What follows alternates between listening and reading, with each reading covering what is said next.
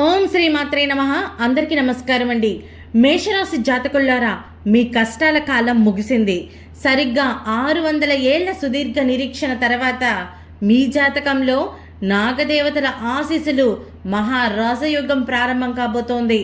April 21వ తేదీ నుంచి 24వ తేదీ వరకు ఉండే ఈ 96 గంటలు మీ జీవితాన్ని మలుపు తిప్పబోతున్నాయి. మీ ఇంట్లోనే నాగదేవతలు కొలువై ఉన్నారనే దానికి స్పష్టమైన సంకేతాలు ఏమిటి? ఈ 4 రోజుల్లో మీరు కోటీశ్వరులు అయ్యే అవకాశం ఉందా? ఈ వీడియోలో పూర్తి వివరాలు తెలుసుకుందాము. 600 ఏళ్ల అరుదైన గ్రహస్థితి. జ్యోతిష శాస్త్రం ప్రకారం మేషరాశి వారికి అధిపతి కుజుడు. ప్రస్తుతం రాహువు మరియు కేతువుల స్థితిగతులు నాగదేవతల అనుగ్రహాన్ని సూచిస్తున్నాయి. 600 ఏళ్ల క్రితం ఏర్పడిన ఇటువంటి గ్రహకూటమి మళ్ళీ ఇప్పుడు పునరావృతమవుతుంది. దీనివల్ల మేషరాశి వారికి శత్రునాశనం. నాగదేవతలు మీ ఇంట్లో ఉన్నారని తెలిసే 5 సంకేతాలు. మీ ఇంట్లో నాగదేవతల సంచారం ఉంటే ఈ క్రింది మార్పులు గమనించవచ్చు. కలలో పాములు కనిపించడం. తెల్లటి పాము కలలో కనిపిస్తే అది సాక్షాత్తు శుభ సంకేతం.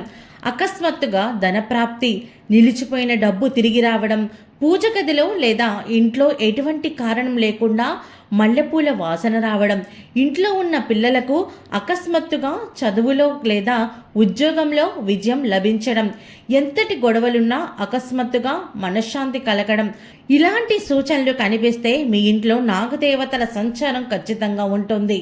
అలాగే మీరు పాటించవలసిన కొన్ని నియమాలు, పరిహారాలు. ఈ రాజయోగాన్ని పూర్తిగా సద్వినియోగం చేసుకోవాలంటే మీరు ఈ పనులు తప్పక చేయాలి.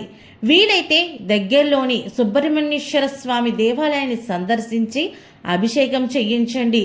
పాలు లేదా అన్నదానం చేయడం వల్ల నాగదోషాలు తొలగి అదృష్టం రెట్టింపు అవుతుంది. మేషరాశి వారికి ఇది ఒక స్వర్ణయుగం లాంటిది.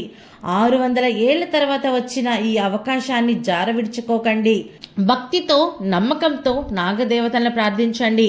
మీ జీవితం ధన్యమవుతుంది. ఈ సమాచారం మీకు నచ్చితే లైక్ చేయండి. అలాగే మీ ఆప్త మిత్రులకు షేర్ చేయండి. సర్వేజన సుఖినో భవంతు.